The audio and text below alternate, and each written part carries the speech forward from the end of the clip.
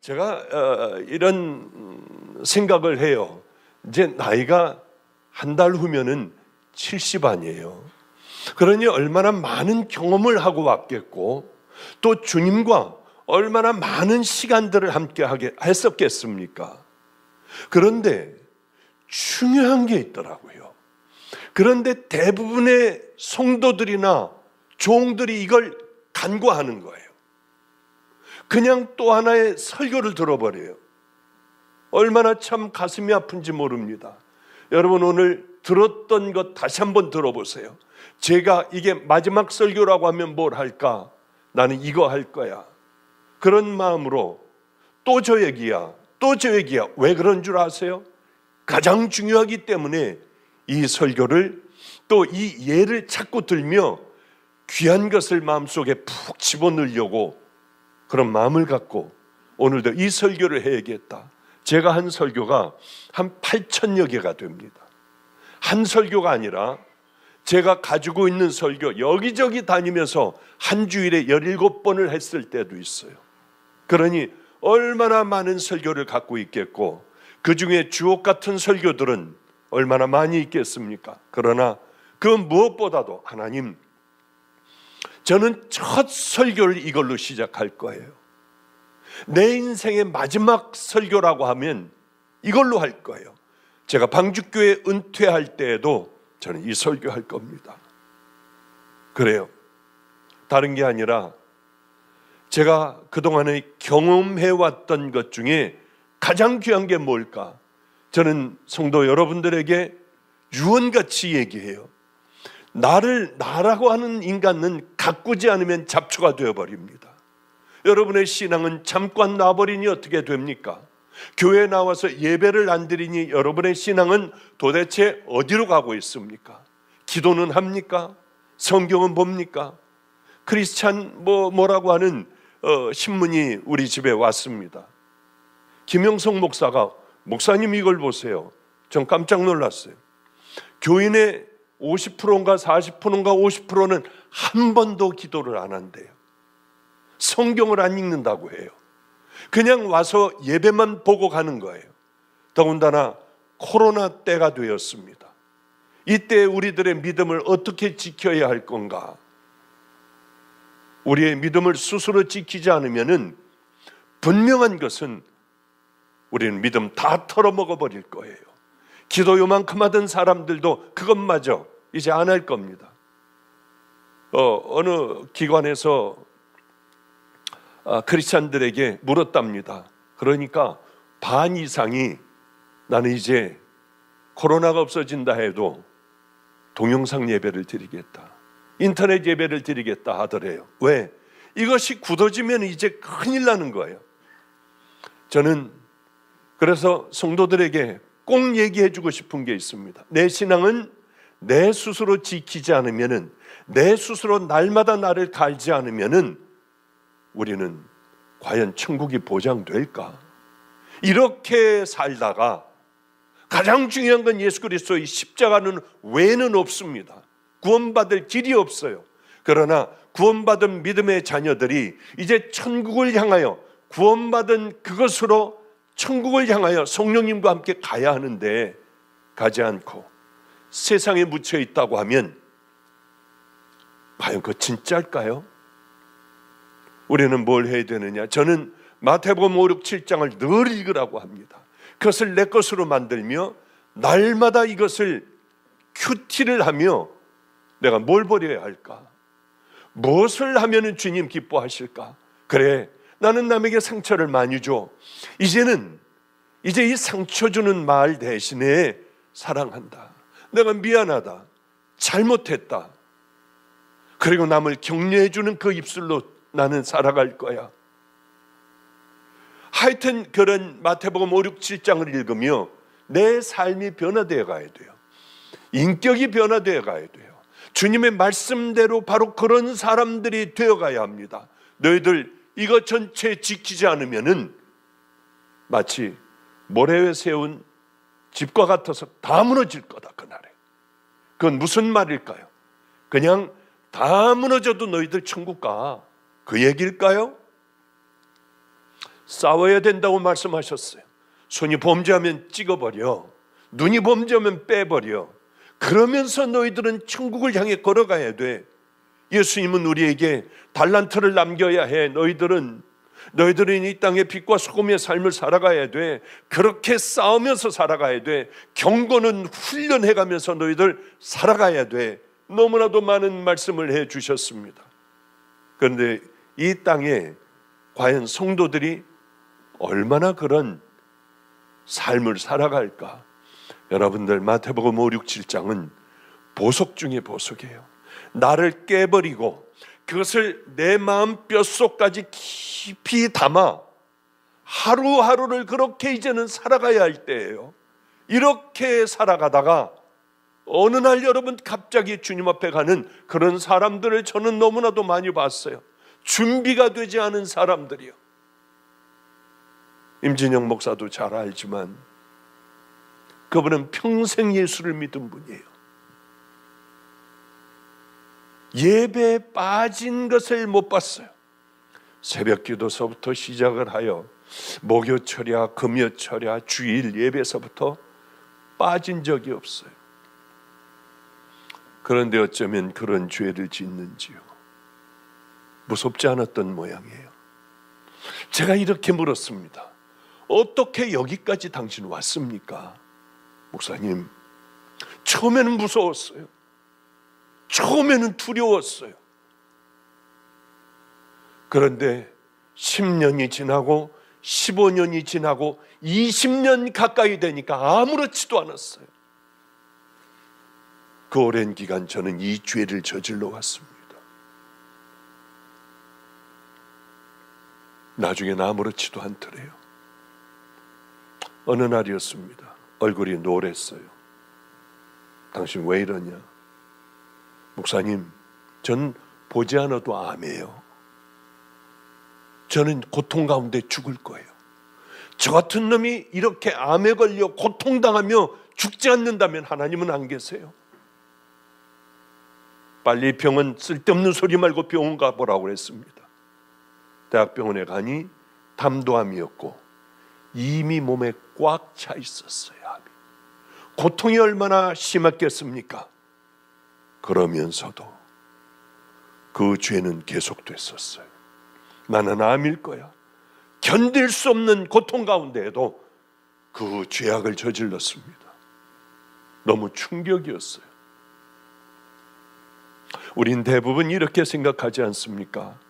세월 좀 지나가면은 언젠가는 나 될 거야. 지금은 이렇게 살지만은 언젠가는 내가 하나님 앞에 바르게 설 거야. 그게 서집니까? 아니에요. 오히려 지금보다 못한 신앙을 가지고 우리가 하나님 앞에 서면 섰지, 더 훨씬 더 좋은 신앙으로는 안 된다는 거예요.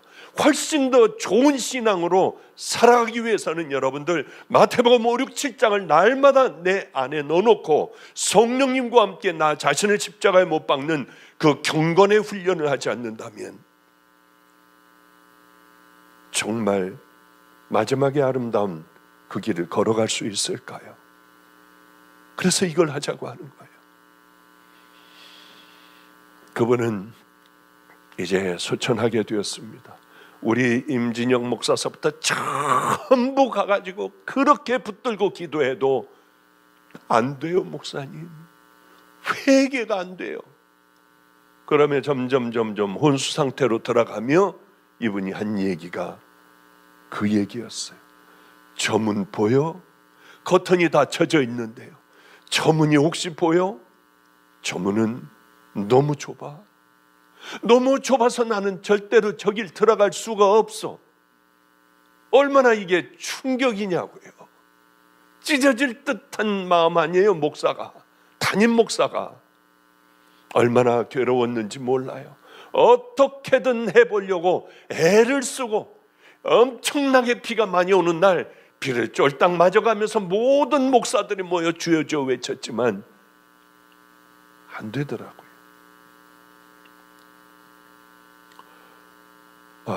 우리 박현식 전도사님이 계세요.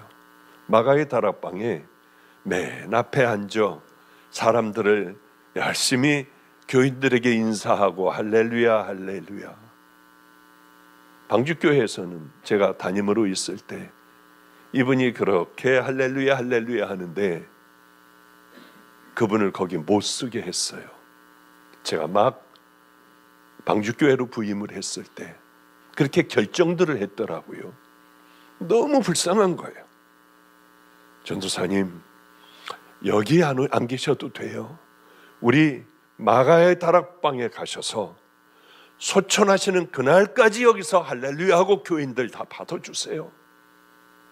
그래서 그분은 기도원에 사시게 됐고 근 20년 가까이 되는 세월을 거기서 여러 성도들을 어머니같이 이렇게 맞아주시고요. 저에게는 기도의 어머니예요. 그분이 이런 얘기를 하시더라고요. 바로 본인이 곧 하나님 앞에 가게 되었다고 하며 이제 목욕도 하시고 하며 하신 말씀 중에 하나가 교인 1000명 중에 1명 천국 들어갈 거예요. 저는 이런 얘기들을 제 입으로 한다고 하면 저는 이단이라고 그러고 여러 교회에서 벌떼같이 달려들어 저를 공격할 거예요. 그는 주님만이 아시겠지만 이 땅의 교회들을 보며 어쩌면 맞는 말일 수도 있어. 그런 생각을 갖기도 해요. 아무렴 1000명 중에 1명일까? 그런 생각도 또한 갖기도 하고, 그러나 분명한 것은 예수님께서 말씀하신 그 말씀대로라고 하면, 그게 정말이라면 주여 천국을 들어갈 자의 수가 적으니까 좁은 문으로 들어가기를 힘쓰라. 들어가기를 구하여도 그것을 얻을 자가 적으니라. 우리는 세상에 그저 모든 걸 다 잃어버려도 괜찮아요. 다 잃는다 해도 괜찮아요. 천국만 잃지 않고 있다면, 우리가 붙들고 있는 십자가만 놓치지 않는다면 저는 우리는 승리하는 믿음의 자녀라고 생각을 해요. 세상의 모든 박수를 받으면 뭐합니까?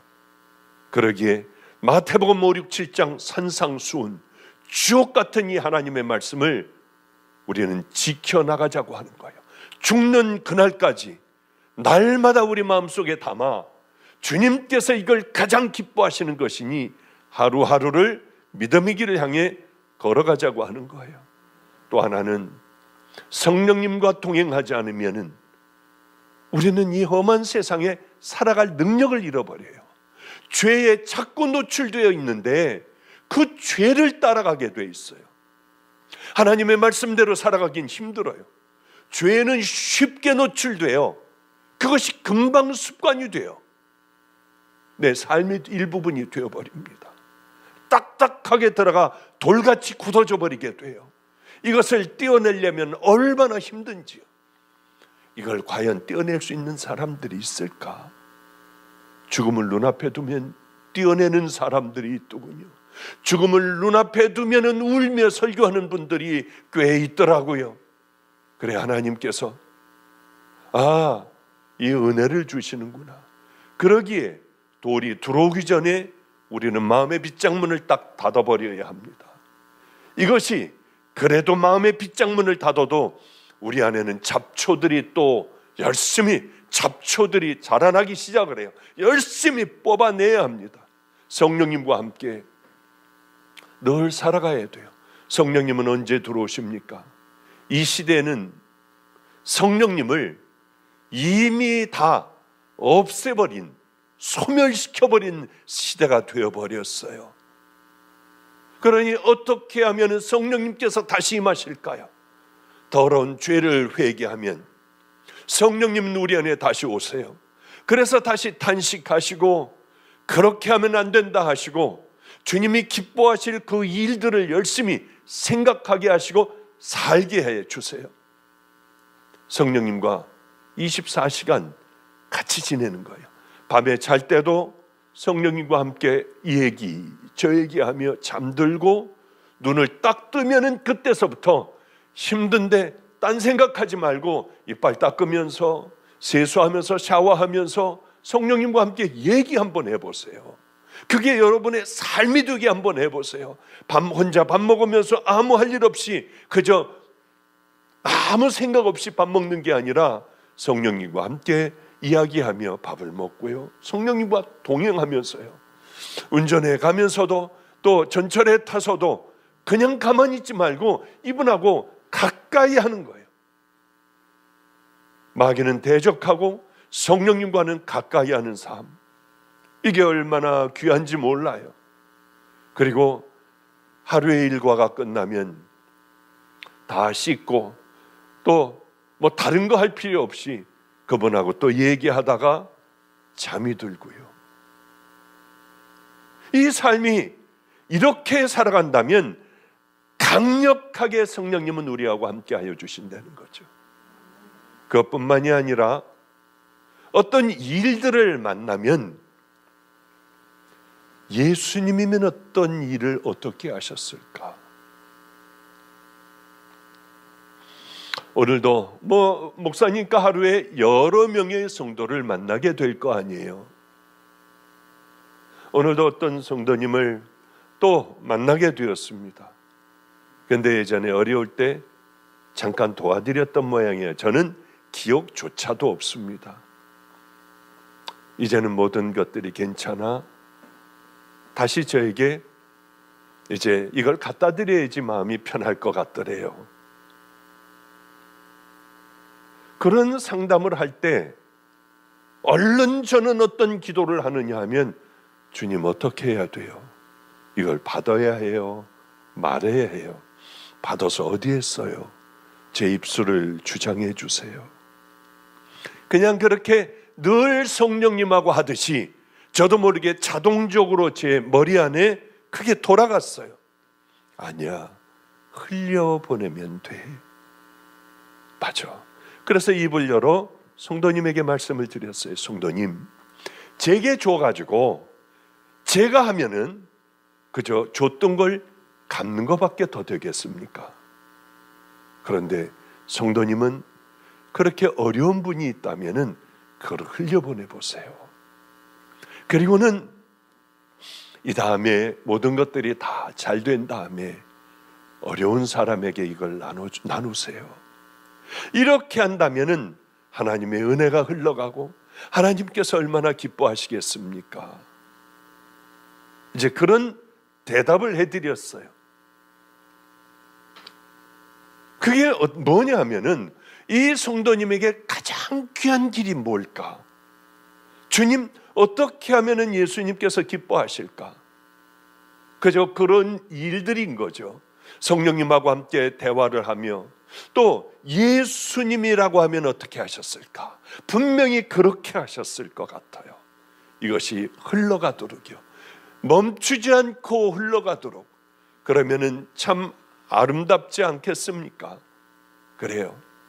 그것뿐만이 아니라 내 스스로를 돌보며 자칫 이제 모든 것이 잘 되어 점점 올라가고 이 교회도 점점 사람들이 많아지고 여기 보면은 정말 아주 잘 성장하는 교회예요. 얼마나 기분이 좋은지 몰라요. 이렇게 성장을 하면 목사에게 첫 유혹이 교만해지는 거예요. 나도 모르게 교만해지는 거예요. 어떻게 합니까? 어디에서 날 세워주지 않으면 기분이 나쁘고요, 죽도록 나하고 싸우는 거예요. 교만해지지 않도록 나를 자꾸 뒤를 돌아보며 가장 낮아지는 것이 뭘까? 사람들이 나를 오해하는 것, 나는 그렇지 않은 사람들인데 사람들이 나를 착한 사람들이라고 하는 것, 어떻게 해야 이걸 바로 잡아놓을 수가 있을까? 사람들이 모욕을 하면은 그래, 나는 그 모욕을 받을 만해. 그런 훈련을 하지 않는다면 한없이 교만해질 수밖에 없고 세상에 물들 수밖에 없고, 우리가 이 땅의 삶을 마칠 때에 저 문은 너무 좁아, 나 저 문을 어떻게 돌아가, 이게 말이나 되나요? 일단 한번 그렇게 되면 끝장나는 겁니다. 아무리 발버둥질 쳐도 여러분 거기서 나올 수가 없어요. 하나님 앞에 학을 써도요, 머리털을 다 뽑아내도 여러분들은 나올 수가 없어요. 한번 정해지면은 절대로 그것은 다시 돌릴 수가 있으면 얼마나 좋겠습니까? 10,000년 후에 나올 수 있다 하면 소망을 가질 수 있잖아요. 절대로 나오지 못해요. 그것은 이 땅에 살아가는 동안에 우리가 정말 십자가를 만났나, 십자가를 만났으면 성령님과 함께 그 길을 향하여 결국은 끝까지 좁은 길을 향하여 마지막까지 걸어가는 자들에게 주어지는 하나님의 큰 선물입니다. 이걸 놓친다면 말이 되겠나요? 1000명 중에 1명이나 들어간다고 하면 말이나 되겠나요? 그래요. 저는 그래서 마지막 유언으로 얘기할 것은, 제 유언은 이겁니다. 산상수훈, 성령님과 동행, 예수님이 뭐라고 하실까? 어떻게 하셨을까? 교만한 나를 십자가에 날마다 못 박아야지. 이런 부분이에요. 이건 제 유언입니다. 제게 강력한 영향력을 준 것 여러분 지겹겠지만, 우리 할아버님, 제가 목사가 될 줄은 몰랐어요. 상상하지도 못했어요. 술 냄새 풍기고 담배 냄새 풍기고요, 그러고 세상적으로 끄덕거리고 다녔으니까 저만 보시면 술 담배 냄새, 늘 그런 제 모습을 보시면 할아버님은 늘 저를 보시지 않고 아파트의 베란다 밖을 이렇게 내다보셨어요. 저를 보면은 하늘나라가 가고 싶었던 모양이에요. 할아버님은 저 멀리 배는 나의 시온성, 오 거룩한 곳 아버지 집, 그리고 조그맣게 그렇게 찬양을 부르셨어요. 아마 장손이 하나님을 따르지 않으니 세상에 빠져 있으니 빨리 하늘나라를 가고 싶으셨던 모양이에요. 지금 생각하면 미치도록 그리운 분, 내게 산과 같고 내 모든 것이 되시는 이제는 그분이에요. 천국에 가서 만나 뵈야, 할아버지 저 보셨어요? 제가 이렇게 살아온 거 보셨어요? 제가 이 길을 이렇게 해가지고 방주교회 마가의 다락방 길tum교회 가서도 예배를 드린 것, 말씀 전하는 것 보셨어요? 그 얘기를 꼭 물어보고 싶어요. 이 할아버님이 결국은 소천하시게 됐습니다. 그날 아무도 없었어요. 작은아버님이 손톱을 깎아드리고, 제 기억으로요, 그것도 또 벌써 오래된 이야기라서요, 저는 물수건 가지고 할아버님을 닦아드리는데 퉁퉁 붓고 병원에서 혼수 상태이고 곧 소천하시니 일단 집으로 모시고 가라 해서 집으로 모시고 오셨습니다. 퉁퉁 부었어요. 할아버님은 혼수 상태였고 이대로 가신다고 다 얘기를 했어요. 할아버님과 저만 있을 때, 할아버지 저 어떻게 이 길을 가요? 6일 후면은 저는 목사 안수를 받아요. 그럴 때 할아버님은 막 깨어나시는 것 같더니 몇 시간 후에 소천하셨습니다마는, 사랑할 수 없는 것을 사랑하라, 용서할 수 없는 것을 용서해, 변명하지 마, 가장 낮은 자들과 함께 살아가. 이 네 말씀, 그때 마치 공기가 이상해졌어요. 이렇게 하면은 사사사사삭 하고 잡힐 것 같은 그런 이상한 기분이었어요. 성령님께서 물론 기가 막힌 시간, 평생 잊지 못할 가장 아름다운 저를 향하여 가르쳐 주시는 그 말씀이라고 저는 생각했습니다. 평생 가슴에 담아두었어요.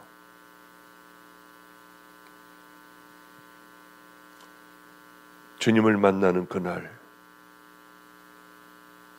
주님, 저 어릴 때에 교회에서 싸움투성이었던 목사의 아들로 그때 그 싸우던 사람은 뭔가요? 우리 박전도사님과 비슷한 말씀을 하는 거예요. 가짜다. 가짜가 얼마나 많은 줄 아니? 저는 그때 가짜가 있는 줄 알았습니다. 얼마나 많은 줄 아니? 그렇구나. 우리가 얼마든지 잘못 믿을 수가 있구나. 여러분들은 하나님 앞에 감사하세요. 그래도 바른 복음을 전하는 목사 밑에 여러분들은 양육받고 있으니 하나님 앞에 이게 얼마나 감사한지 몰라요. 거짓된 복음, 복음이 아닌 복음을 이야기하는 것이 얼마나 많은 줄 몰라요. 그게 하나님 앞에 참 감사한 일이에요.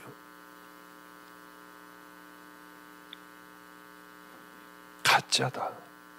가짜가 얼마나 많은 줄 아니? 또 왜 교만하지 말아야겠다 생각했냐 하면 나는 내 종들을 그들이 나를 사랑했기에 내가 높이 올려줬단다. 그들은 그때의 십자가의 영광을 다 가로챘어.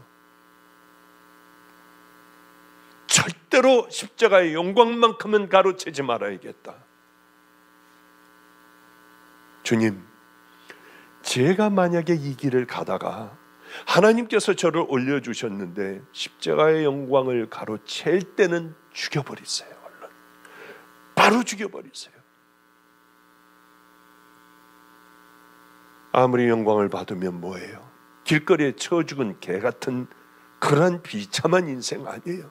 사람들에게 영광을 받으면 뭐해요? 좋은 자리에 있으면 뭐합니까? 이미 끝장난 인생으로 이 길을 100번 가면 뭐합니까? 왜? 이렇게 살아가다 보면은 주님 앞에 서는 그날이 반드시 있을 텐데 그건 미친 짓 아니에요. 성도 여러분들도 생각을 해보십시오.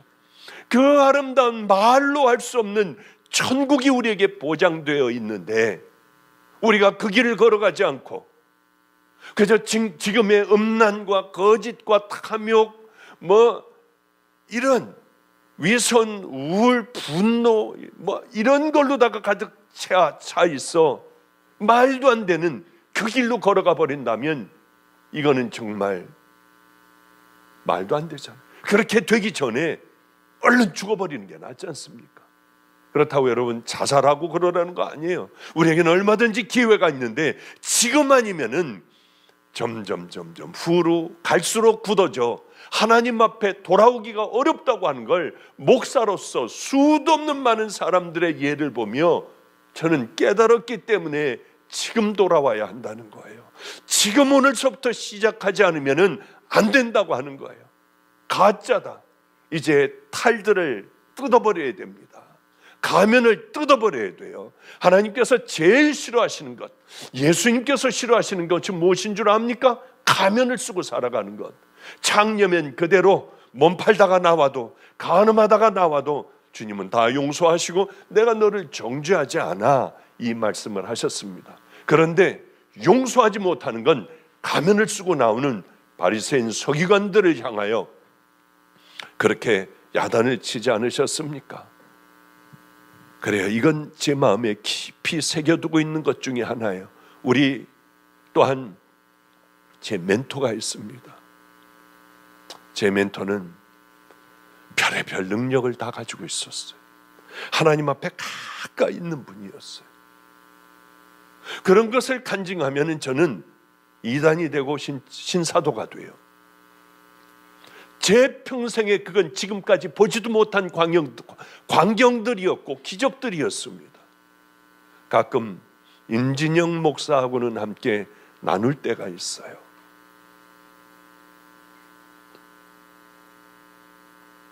이분도 하나님 앞에 52살인가 3살에 하나님 앞에 가게 되었습니다. 한 달 전에 저를 만났는데 이렇게 얘기하더군요. 본인은 정확하게 30일 후에 하나님 앞에 가게 되었대요. 부르신대요. 정말 정확하게 한 달 후에 건강하던 분이 자다가 주님 앞에 갔어요. 오늘 만남이 나와의 마지막 만남이라고 하더군요. 전 농담인 줄 알았습니다. 사람이 그걸 어떻게 알아요? 그런데 눈이 많이 올 거래요. 정말 눈이 엄청나게 오는 그날, 그분은 주님 앞에 갔습니다. 자다가 갔어요. 그래, 소천하기 한 달 전에 제게 와서 하는 얘기가 있었습니다. 자긴 곧 간대요. 이 땅에서 아무리 뭘 어떻게 해봐도, 영광을 받아도 다 쓸데없이 다 놓고 간대요. 부질없는 짓이래요. 그러니 양들을 천국으로 이르게 하고, 그 양들에게 모든 것, 각막이라도 띄워주고 갖다 다 나누고, 우리는 빈손으로 천국에서 면류관을 받자고 했어요. 영광의 면류관, 의의 면류관, 생명의 면류관. 이것은 끝나지 않은 영원한 것이라고요.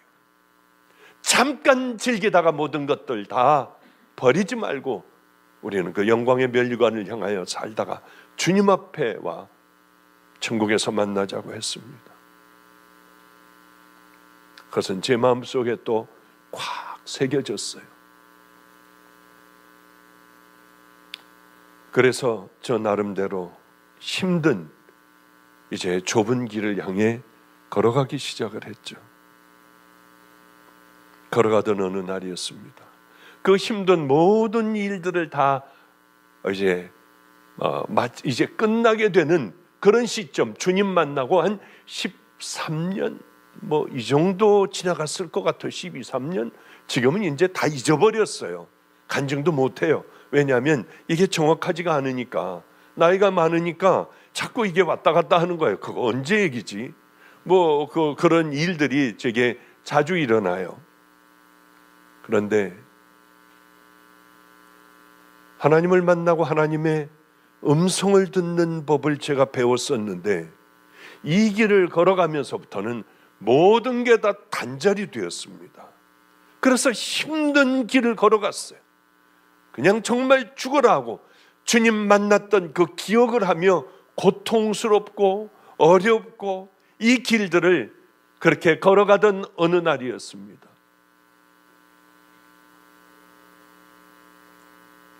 애들을 학교를 보냈어요. 길거리에 살던 애들, 도둑질하던 애들, 이런 아이들이 이제 학교를 다니며 잘 다니게 되었습니다. 애들을 하나하나 학교 가기 전에 끌어안고 기도를 해줬어요. 여러분의 자녀들이요, 기도로 키워야 해요. 그러면은 버려졌던 애들도 결국은 돌아오더라고요. 오늘도 참 건달 하나가 있었습니다. 중3짜리가 건달이었어요. 키도 어느 정도 있고 땅땅하고 싸움도 아주 잘해요.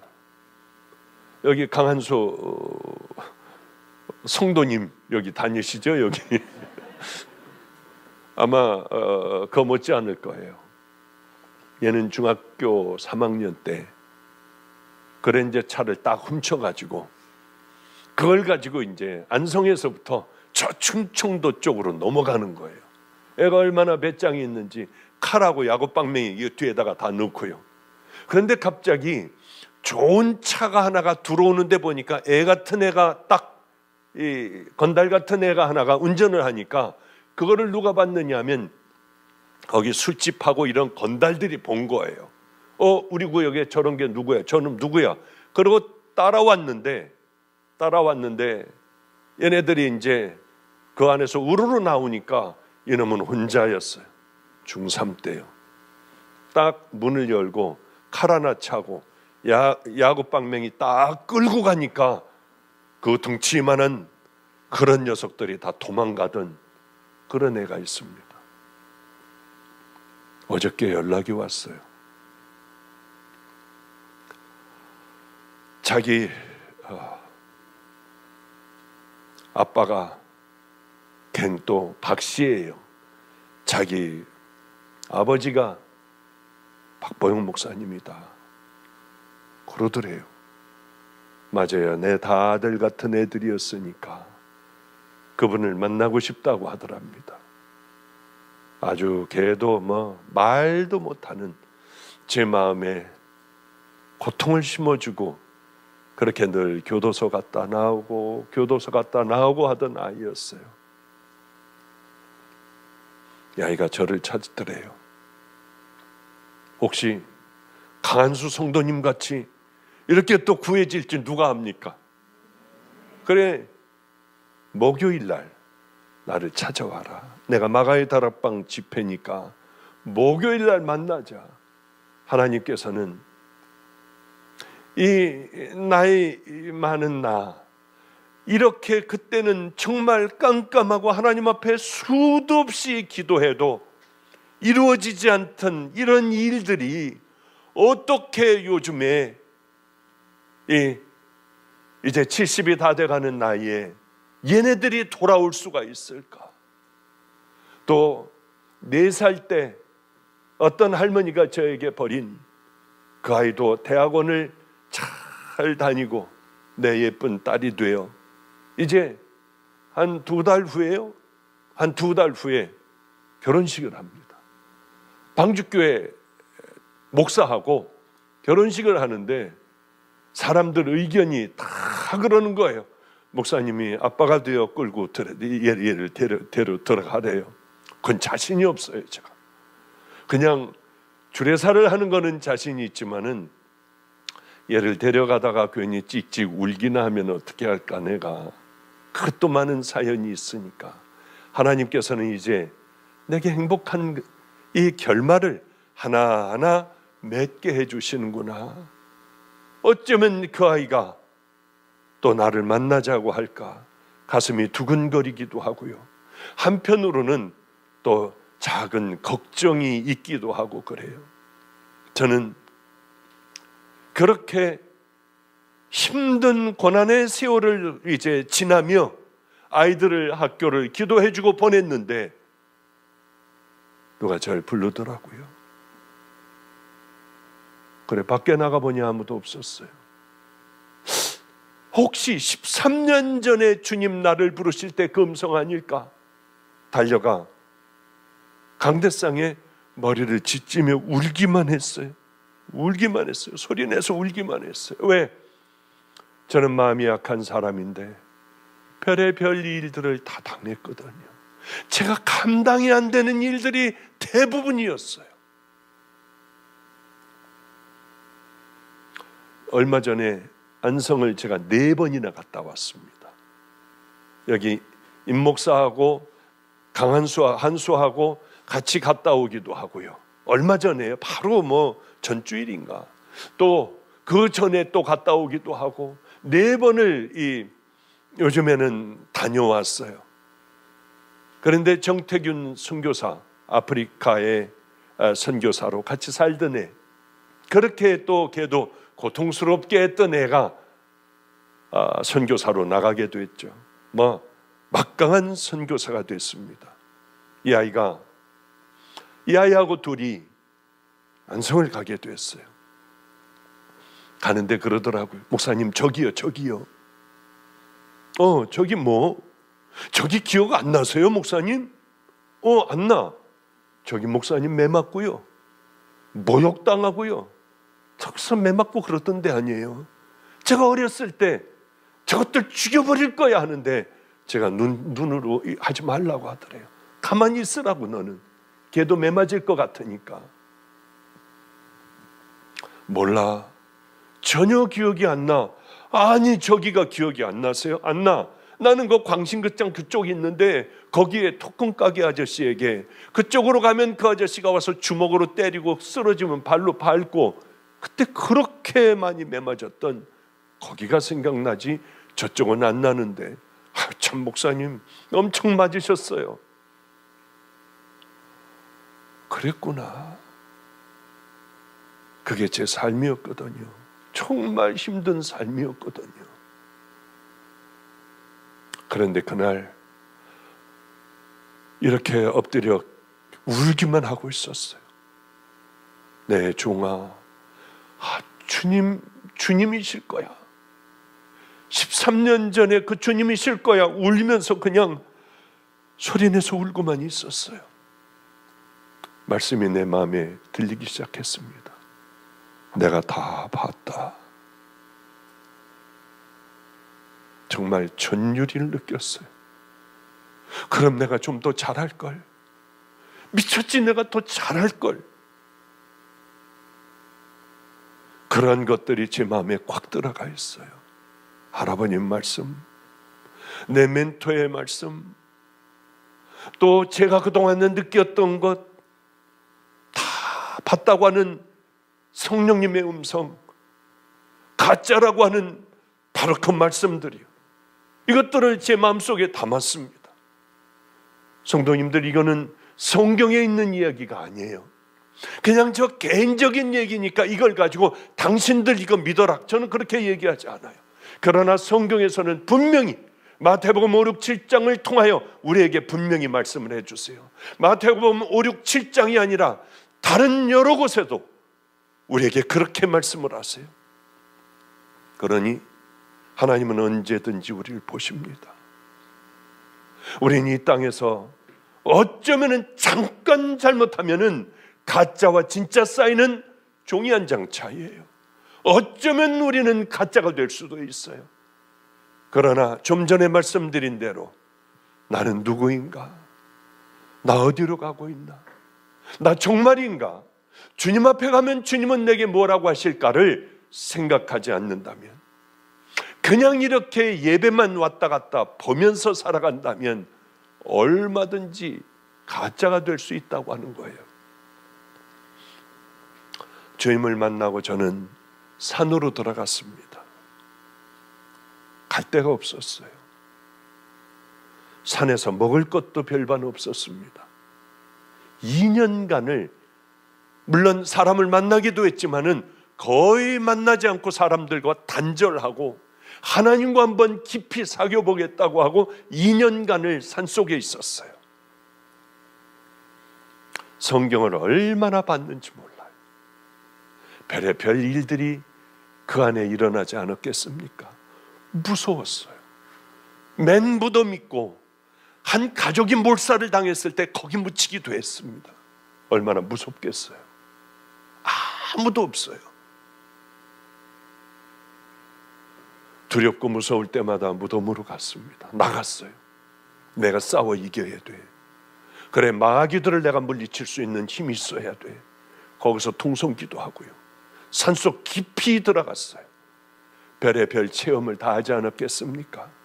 그런 얘기들을 하려면 밤새 한 달간 해도 모자랄 거예요. 그렇게 들어가 성경을 보고 산에 올라가 기도하고 성경 보고 산에 올라가 기도하고 2년간을 했습니다. 그때는 간증 못할 많은 주님과의 사연들이 있었어요. 깨닫게 해주시는데 무섭게 성경이 깨달아지는 거예요. 한 번 붙들면 밥도 안 먹고 아침서부터 밤까지 성경을 읽어요. 밤이면 산기도를 가야 했기 때문에 가서 기도하다 보면은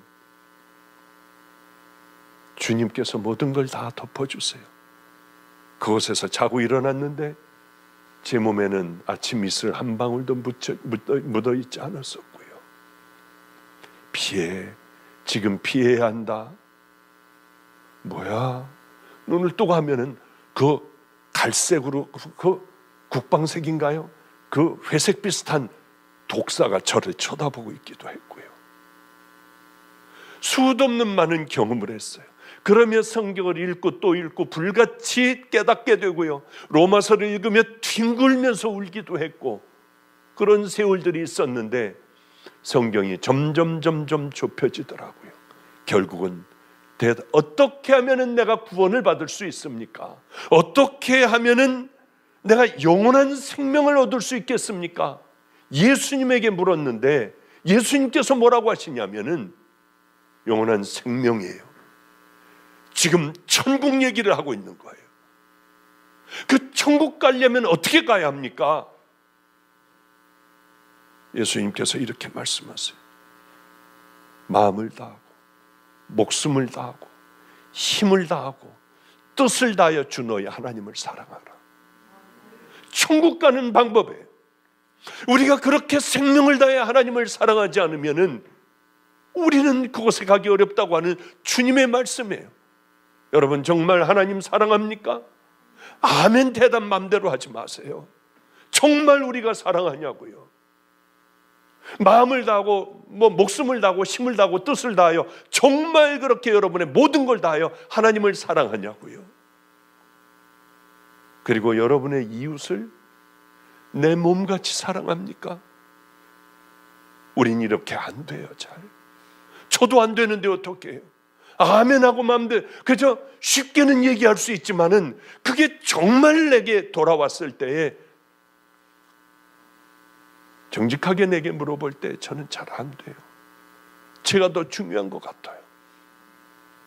하나님에게 마음을 다하여 목숨을 다하여 제가 사랑 잘 못하는 것 같더라고요. 그러나 한 가지 분명한 건 저는 늘 십자가를 붙들고 성령님과 그렇게 늘 살아가는 그 삶이 있기에 모자랄 때마다 깨닫게 하여 주시고 또 도저히 이건 안 되는 거예요. 이건 용납이 안 돼. 그래도 주님 마태복음 5, 6, 7장을 비교하여 이 문제를 딱 들여다보면 저를 부러뜨려야 돼요. 딱 부러뜨려 버리는 거예요. 힘들지만은 그게 목숨을 다하는 것보다는 훨씬 쉽지 않습니까? 확 다 해버리는 거예요. 그냥 확 저질러 버리는 거예요. 모욕을 당해도 정말 뜨끈하고 화끈한 모욕을 당해도 확 일을 저질러 버리는 거예요. 왜? 주님이 원하시는 일이라면. 그런데 그것을 계속 해나가면 놀랍게도 이것이 내 몸에 익혀지기 시작을 해요. 작은 것부터 시작하는 게 큰 것도 단호하게 할 수 있다는 거예요. 제가 잘난 척하는 게 아니라 이것은 경건의 훈련으로부터, 포기의 훈련으로부터, 나에 대한 애착으로부터 벗어나는 길이에요. 그리고 그 일들을 순종할 수가 있더라고 하는 거죠. 저는 그런 생각을 했습니다. 어떻게 그러면 목회를 해야 해요? 성령님, 저는 어떤 길을 어떻게 가야 해요? 근데 결론이 났어요. 이게 십자가 만나지 않고 좁은 길 가지도 않고 넓은 길 가고 범죄하면서도 얼마든지 우리는 전도할 수 있어요. 나를 그대로 붙잡고 있고 악한 죄 가운데 끈적거리는 죄 가운데 있으면서도 우리는 얼마든지 은혜로운 예배를 드릴 수가 있어요. 망할 사람이 뿔 달고 나옵니까? 지옥 갈 사람들이 여러분들 사단의 형상하고 앉아 있겠습니까? 아니에요. 교인들 중에도 거룩한 모습 가운데에도 속은 사단의 모습이고 죄악 덩어리가 얼마나 많아요. 1000명 중에 1명 들어가기 어려울 거야. 왜 그렇게 자꾸 그 생각이 나는지 모르겠어요. 진정한 삶에 돌이킴이 없다면, 쉽게 얘기하면 회개, 십자가를 만나지 않는다면, 우리를 자꾸 바라보지 않는다면, 하나님의 말씀 앞에 내가 서 있지 않는다면, 성령님과 함께 동행하지 않는다면, 여러분 분명히 나 그러기 때문에 여기까지 온 것 아니야. 나는 정말 갈 수 있을까? 그래. 나는 아무리 봉사하고 교회 열심히 다닌다 해도, 성경을 전체 한 권을 다 암송한다 해도 진정한 구원받지 못한다면, 그리고 구원을 이루어가는 그 삶, 십자가의 보혈로 구원을 얻었지만은 성화되는 좁은 길을 향하여 걸어가지 않는다면 얼마든지 가짜가 될 수 있겠구나. 그래, 이걸 얘기해야겠어. 첫 설교도 이걸 얘기했고, 오늘도 그 심령으로, 그 심정으로 뭘 얘기할까 하다가 보니까 그래, 이 얘기해야겠구나 하는 생각을 했습니다. 그리고 이제 본문을 들어가려고 하니까 벌써 끝날 시간이 다 됐어요. 제가 50분만 하겠다고 했는데 벌써 1시간이 다 됐으니까 그냥 그런 줄 아시고요, 그냥 잘해야겠다, 그냥 그렇게 아시고 그냥 이상으로 끝내려고 하는데, 아무래도 이게 이렇게 끝나면 안 될 것 같다는 생각이 자꾸 듭니다. 저도 이제 늙은 모양이에요. 왜냐하면 우리 집에는 감나무만 4그루, 큰 엄청나게 많이 열리는 감나무만 4그루가 있습니다. 많이 열려요. 저는 열매를 좋아해요. 사과나무도 있고요, 대추나무도 있고요, 감나무도 있고 무화과나무도 있고, 하여튼 별걸 막 심어놔 버렸어요. 어머니는 항상 저거 다 뽑아버리고 꽃을 좀 심어서 아름답게 하지 뭘 그렇게 저걸 많이 심네요. 근데 이렇게 위에서 이렇게 바라보니까 사람들이 자꾸 감을 따가요. 저것들이 어떻게 남의 감을 저렇게 도둑질해 갈까가 아니라 재밌는 거예요. 제가 그래도 우리 집 걸 이렇게 따가고 얼른 따가지고, 또 어떤 사람들, 우리 주변에 유치원이 많거든요. 애들 거기다 놓고 따가지고 그러고 애하고 같이 가더라고요. 그런데 그게 예전에는 어떻게 남의 걸 저렇게 가져갈까 하는데 이제 나이가 먹은 모양이에요. 그 모습이 재밌어. 그리고 나무에는 까치뿐만이 아니라 이상하게 생긴 새들이 와가지고 감을 톡 쪼고 하늘을 바라봐요. 물 먹는 것 같이 톡톡톡톡 쪼고 하늘을 바라보는데 너무 이쁜 거예요, 애들이. 그래서 제가 명령을 했습니다. 그 감을 따면은 아마 여기 있는 분들 다 먹고도 남아요. 일체 어떤 것도 우리 집에서는 따지 말아라. 사람들이 따가게 하고 새들이 먹이가 되게 해라. 사람들이 아마 저희 집에 오면 이상하다고 생각을 할 겁니다. 왜냐하면 감들이 많이 매달려 있으니까요. 그러며 지나가던 생각이 하나가 났습니다.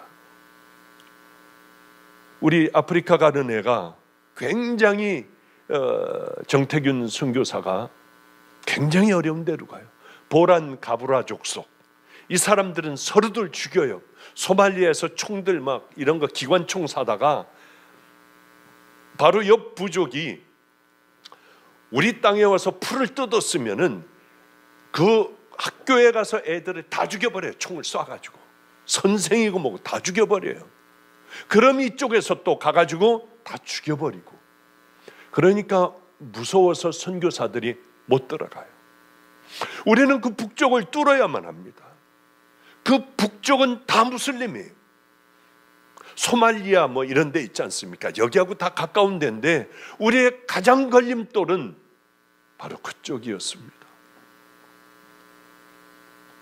이번에 첫 번째 무슬림 쪽에 이제 우물도 파고 또 선교지를 교회도 만들고요.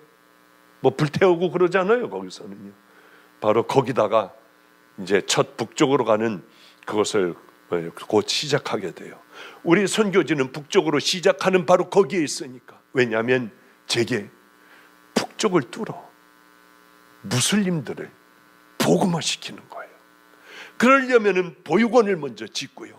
고아애들 데려다가 잘 기르고, 그리고 교회를 져놓고 뭐 어떤 고난은 당하지만은 이 사람들에게 이제 복음을 전하는 그 일들을 하려고 이제 땅도 사고 거기에 우물을 파기 시작을 했어요.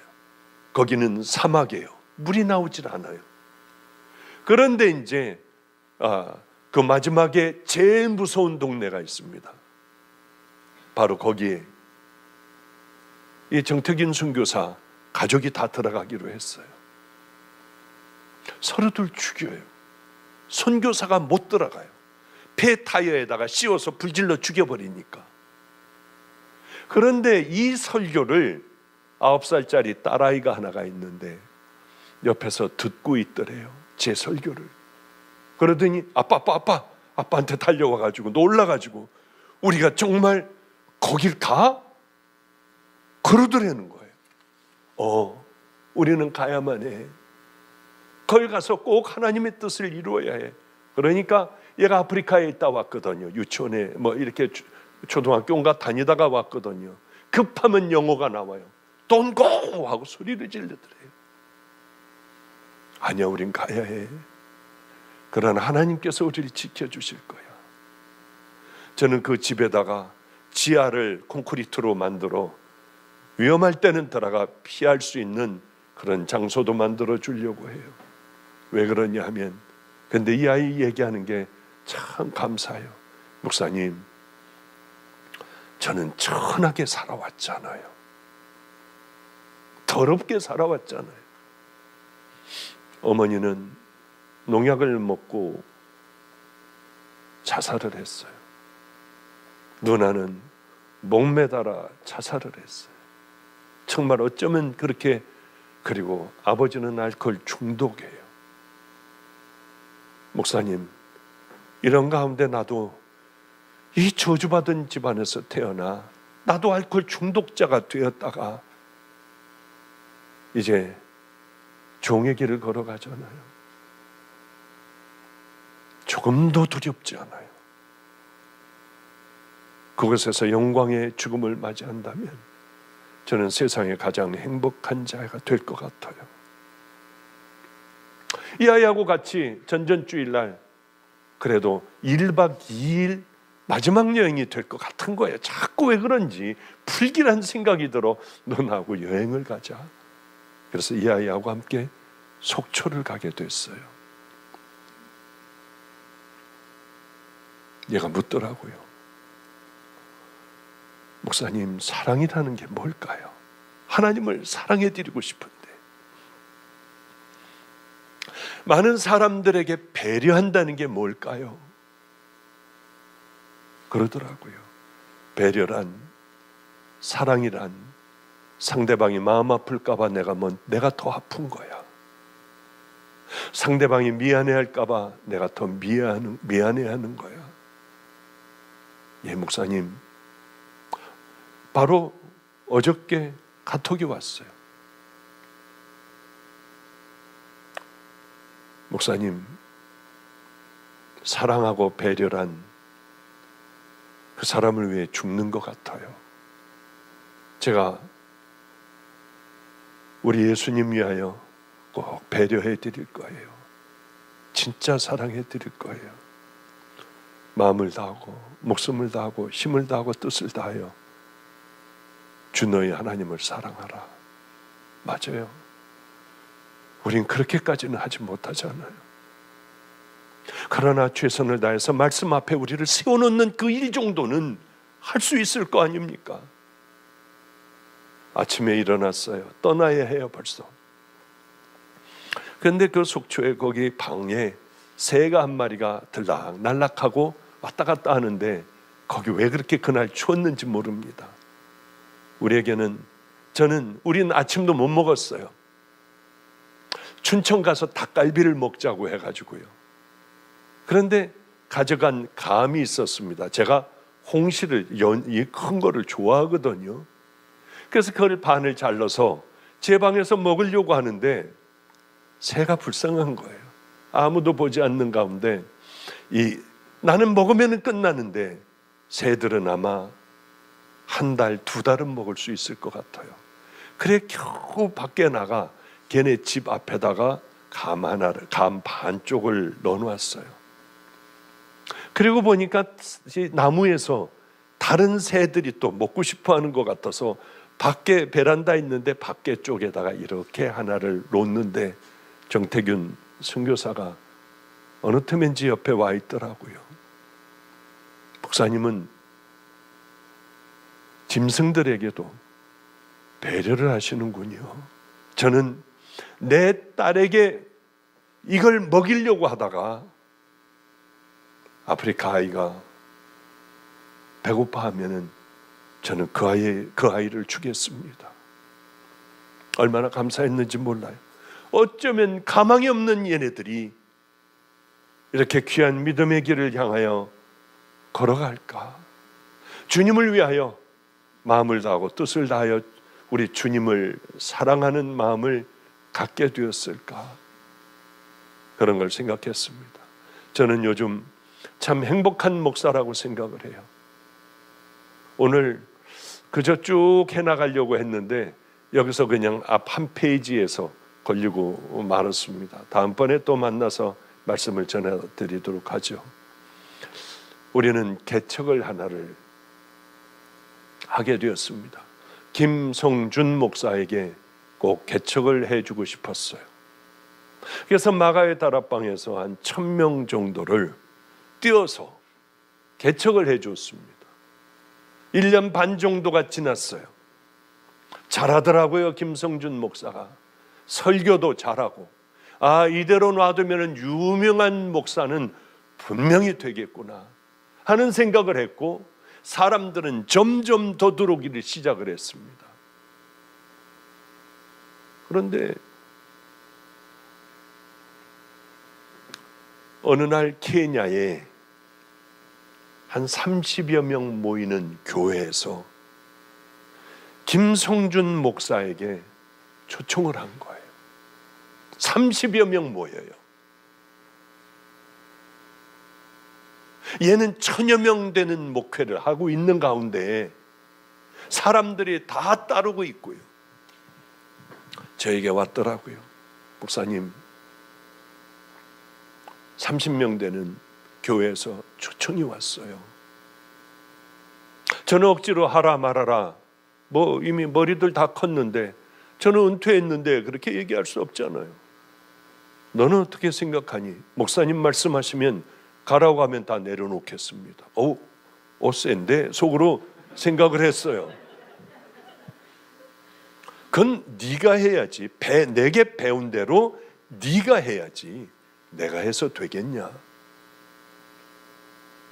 목사님의 배운 대로라고 하면 작은 데로 가야 되지 않아요? 나는 얘가 없으면은 제가 거기 가가지고 또 그걸 또 설교해야 되고 하지 않습니까? 근데 본인이 그러더라고요.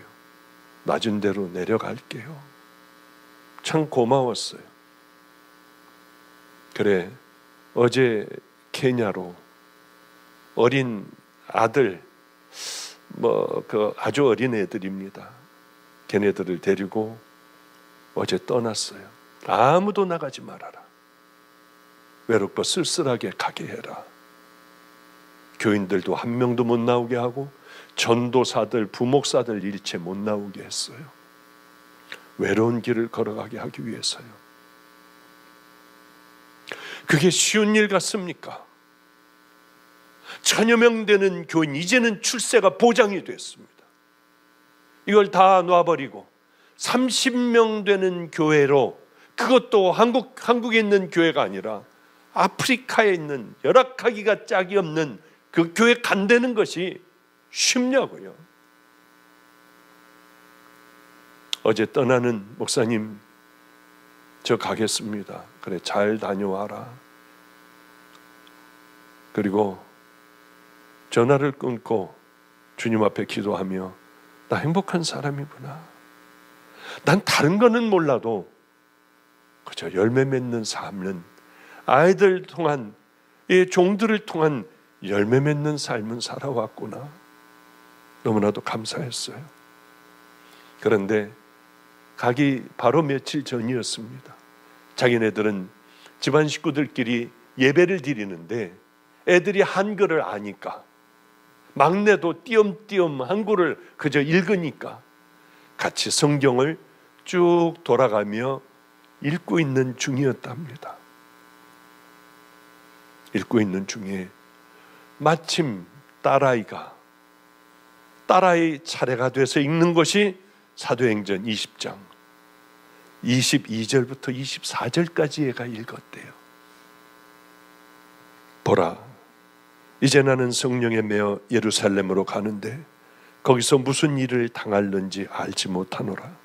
오직 성령이 각 성에서 내게 증언하여 결박과 환난이 나를 기다린다 하시나, 내가 달려갈 길과 주 예수께 받은 사명, 곧 하나님의 은혜의 복음을 증언하는 일을 마치려 하면은 나의 생명조차 조금도 귀한 것으로 여기지 아니하노라. 딸이 이 성경 구절을 읽는데 아내가 통곡을 하더래요. 자기도 통곡을 하고 울었대요. 이 말씀을 읽는 빛나는 무슨 일인지 몰라 울더래요. 막내 아들은 엄마 아빠가 울고 누나가 우니까 같이 따라서 막 울더래요. 마음이 뭉클했어요. 목사님 염려하지 마세요. 생명을 다해 목사님 하시는 사역들 불같이 다 일으켜 세울게요. 그래, 너는 내 아들이지. 내 소원인 북쪽을 두어봐. 그리고 어제 떠났습니다. 인생을 살아가는 건, 이 땅에서 누리는 건 그저 잠깐 누리다가 가는 게 우리 인생이에요. 어리석게도 세상에 꽂혀 있는 사람들은 그것만 바라봅니다. 그것이 아니라 우리는 저 하늘나라를 유업으로 이어받을 귀한 성도들이에요. 이제 어떻게 살아가야 할지 오늘 이 밤에 여러분들 다시 깊이 생각하시며, 이제는 열매 맺는 삶, 주님의 기쁨이 되는 삶, 그 좁은 길이라고 하는 그 길, 우리도 함께 열심히 걸어가다가 우리 천국에서 만나는 귀한 성도님들 되시기를 주님의 이름으로 축복합니다. 기도하겠습니다.